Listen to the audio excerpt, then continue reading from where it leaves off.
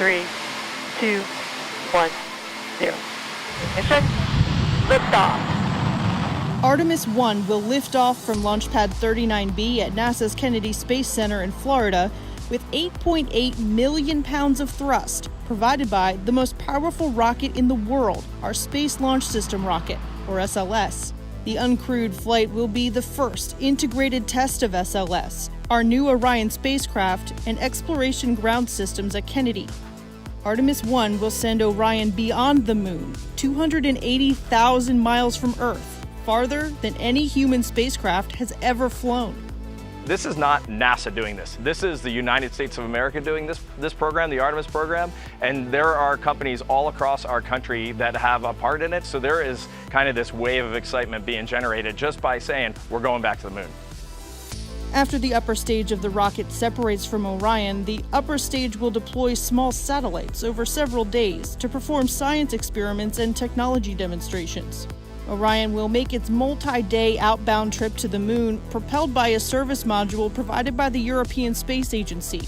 Engineers will test Orion's systems on the way to the moon. Then, Orion will fly about 60 miles above the lunar surface, using the moon's gravity and engines on the service module to enter a lunar orbit.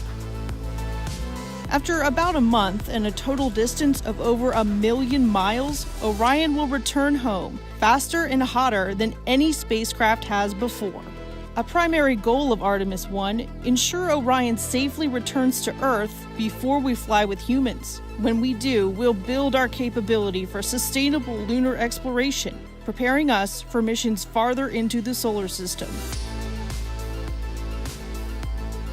Initially, what we'd like to do is start establishing a presence on the moon. So we're going to establish going back there on a regular basis, and then we'll end up setting up Gateway, and we would launch to the Gateway, and from Gateway land on the surface of the moon. We are there for weeks, months on end. And there, we're going to be able to test out all the hardware and the habitats and the hatches and the suits and the rovers that'll allow us to prove out those technologies. The moon will lead the way to Mars, and we should be there within the next couple of decades.